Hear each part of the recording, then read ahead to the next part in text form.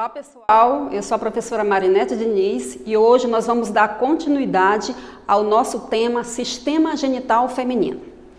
Pela importância desse tema, por ele ser a base para o entendimento de todos os conteúdos que virão posteriormente, tanto dentro da ginecologia quanto na obstetrícia, nós dividimos esse tema em 3 partes, a parte 1, a parte 2 e a parte 3. Então, o sistema genital feminino ele está subdividido em sistema genital externo, sistema genital interno. O sistema genital interno, por sua vez, é formado pelos ovários, pelas tubas uterinas, pelo útero e pela vagina. O sistema genital feminino externo, também reconhecido como vulva ou pudendo feminino, ele é formado pelo monte do púbis, pelos lados maiores do pudendo, pela rima do pudendo, pelos lábios menores do pudendo, pelo vestíbulo da vagina e pelas estruturas eréteis. Ao longo dessas três partes, nós vamos discorrer de todos esses conteúdos. Na aula passada nós vimos o quê? Na aula passada nós vimos parte dos órgãos genitais internos, mais precisamente os ovários e as tubas uterinas. E o que veremos hoje? Hoje nós continuaremos com parte do órgão genital feminino interno, veremos o útero e a vagina.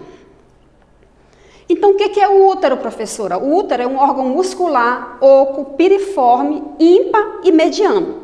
Ele tem um formato de uma pera invertida, achatada, no sentido antero-posterior, que emerge do centro do períneo para o interior da cavidade pelvina.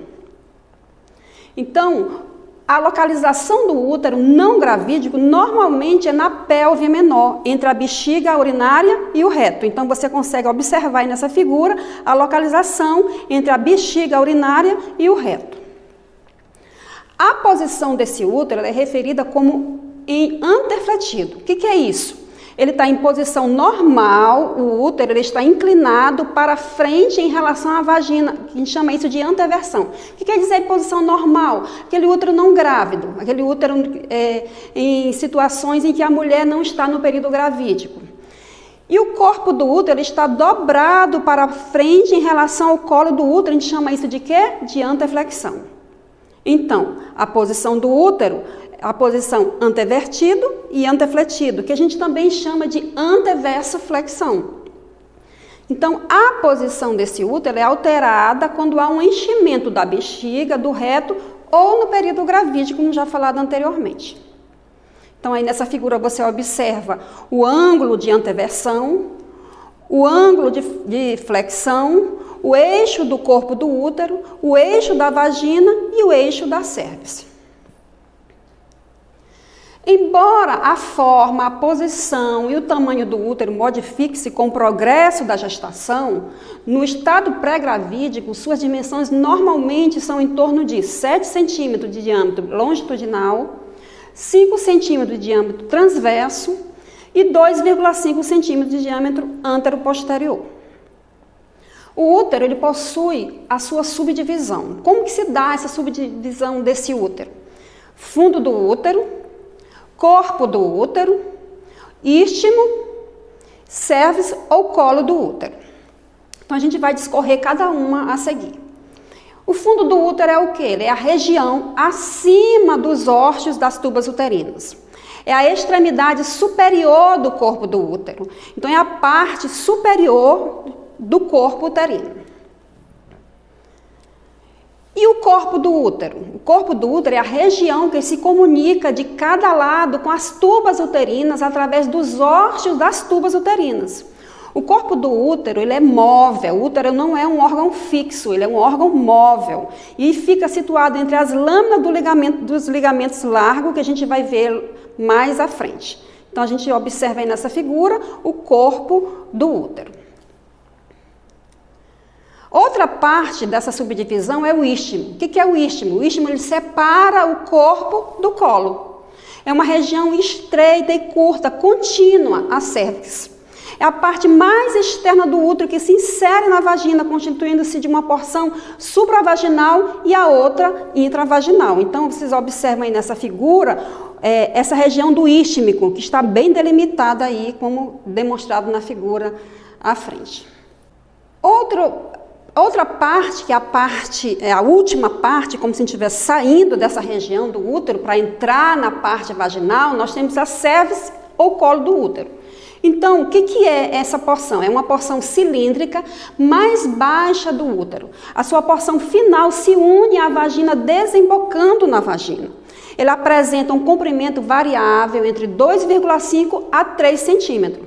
Normalmente, mulheres que têm a cervix ou o colo do útero menor que 2,5, elas têm uma tendência maior, uma probabilidade maior de desencadearem com parto prematuro ou abortamento habitual, que é aquele aborto espontâneo. Então, o útero ele é formado por o epitélio de revestimento do canal cervical, ele é colunar simples. Porém, ele sofre modificações, metaplasias, para o epitélio escamoso estratificado, não keratinizado, nas proximidades do ósseo externo da cervix. E a essa junção do epitélio colunar simples com o epitélio escamoso, nós chamamos de JEC, junção escamo-colunar. E quais são as camadas do útero? O útero ele também é dividido em camadas. Nós temos a primeira camada de dentro para fora, o endométrio, ou interna, ou túnica mucosa. A camada intermediária, que é o queijo do sanduíche, aquela intermediária, reconhecida como miométrio, média ou túnica muscular. E a camada do perimétrio, ou externa, ou túnica serosa. Vamos discorrer cada uma a seguir. O endométrio, tá? Então, o endométrio é o que, professora? O endométrio é a camada que forra toda a cavidade uterina. É a região que é preparada para a implantação do óvulo fecundado. Aconteceu a fecundação, vai se implantar lá no endométrio. E sofre modificações com a fase do ciclo menstrual, uterino ou na gravidez. Então, há modificações desse endométrio mensalmente e também nessa fase da gravidez. Então, nessa figura aí, vocês observam o endométrio, essa camada mucosa interna que forra toda a cavidade uterina.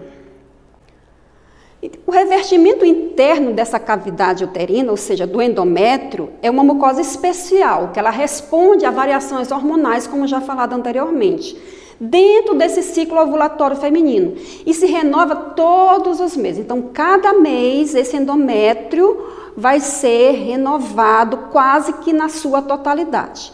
Explicarei melhor. Então, o endométrio ele está dividido em quantas camadas, professora? Em 2 camadas, a camada basal e a camada funcional.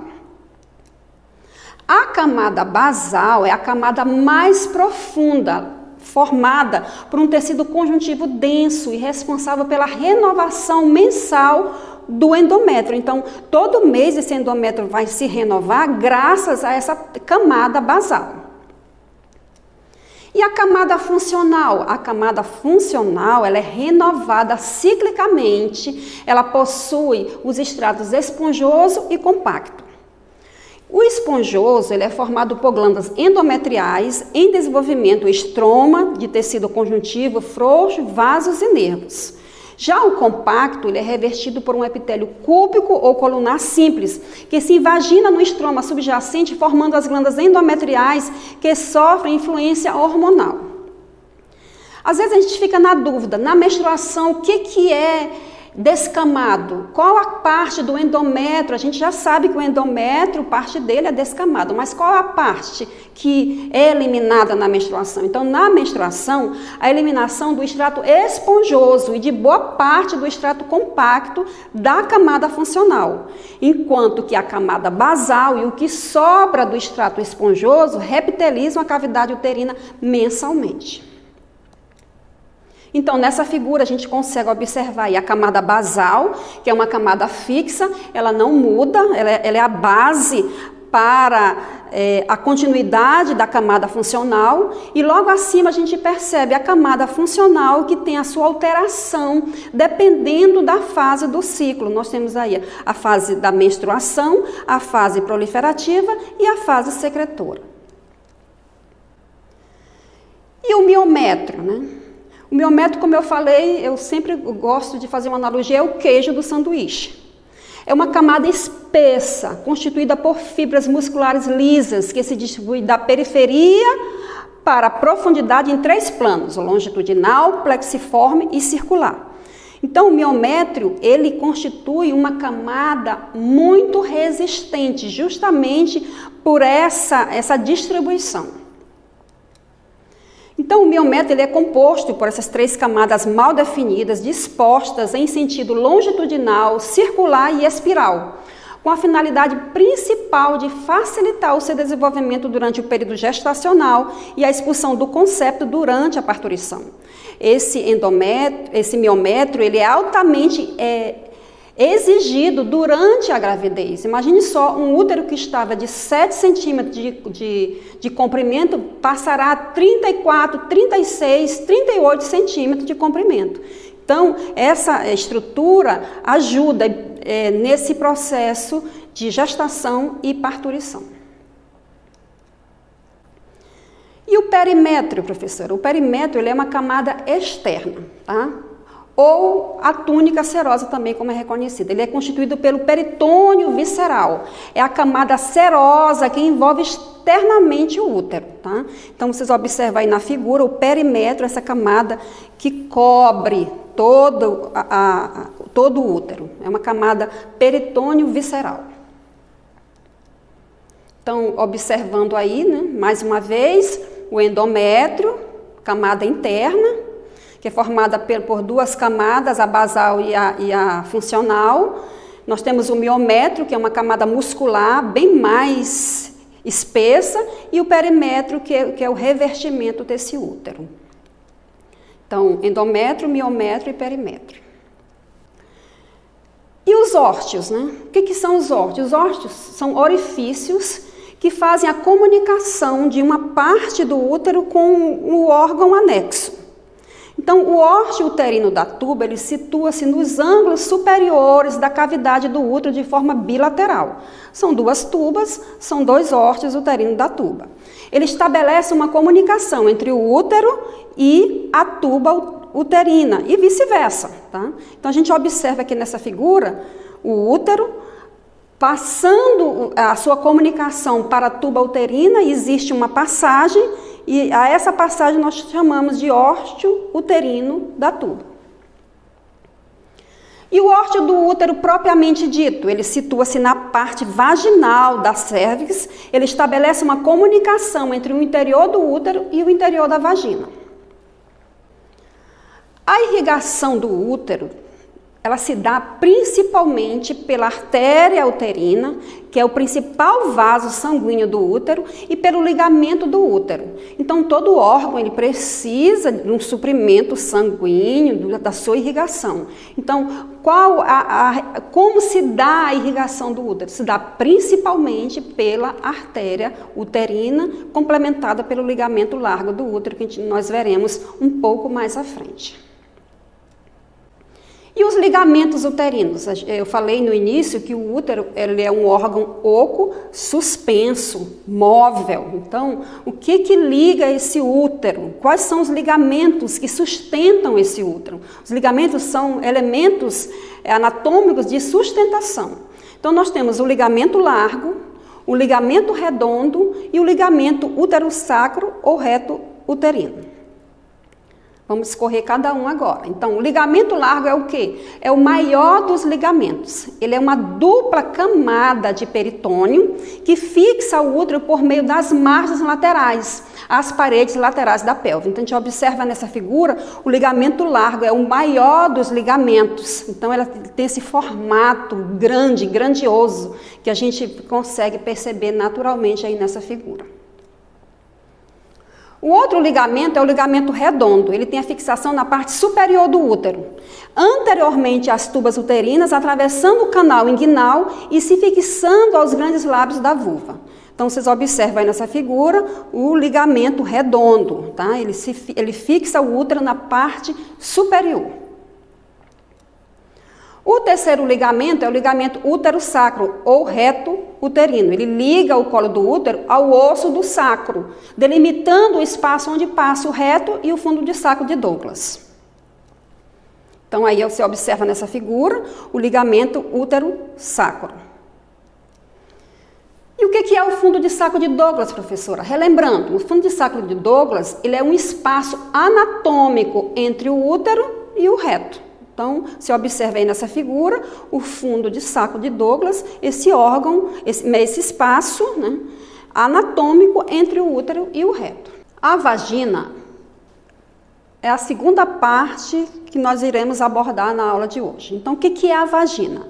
É um órgão tubular, membranáceo, ímpar, mediano, com cavidade virtual, que vai do colo uterino ao vestíbulo da vagina. Ela tem um comprimento médio de 8 a 10 centímetros e possui duas origens embriológicas. A porção mais interna, ela origina-se do ducto de Miller, e a mais externa do seio urogenital.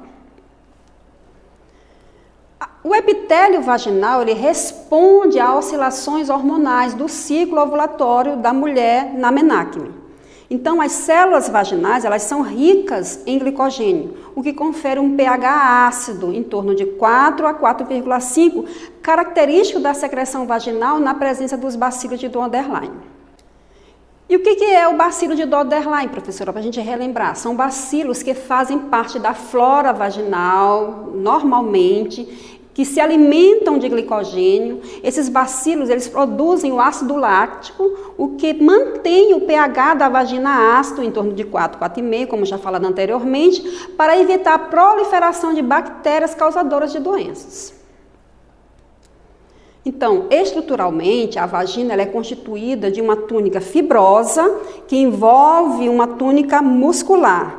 Essa túnica muscular é composta por fibras musculares lisas e interiormente ela é revestida por uma túnica mucosa. Toda a superfície mucosa ela é pregueada transversalmente, pregas estas reconhecidas como rugas vaginais. Então, a vagina ela contém poucas terminações nervosas, sendo relativamente insensível ao toque e à pressão. Por esse motivo, durante o coito, o normal é que a mulher não sinta dor durante o ato sexual, justamente por conter poucas terminações nervosas. Caso ela apresente dor, precisa ser investigado alguma patologia nesse sentido. E quais são os ósteos da vagina? Então, nós temos o ósteo do útero, tá? Que é esse ósteo que se comunica no final do canal vaginal, é o órgão de comunicação entre a vagina e o útero. E nós temos o ósteo da vagina, que é o ósteo que comunica a vagina com o meio externo. Então, aí na figura, vocês estão observando o ósteo da vagina. Então, para resumir tudo que a gente falou, a vagina é o quê? É um órgão feminino da cópula, ela é a via de saída do fluxo menstrual e é o canal de parto. É por ela que vai passar o feto no momento do período expulsivo. Então, vocês observam aí o útero, né, o fundo do útero, as trompas, os ovários e a vagina, esse órgão tubular membranáceo. Aí está a bibliografia utilizada nessa aula. E eu espero que vocês tenham gostado da aula e até a nossa próxima aula, onde veremos a parte 3 desse mesmo conteúdo.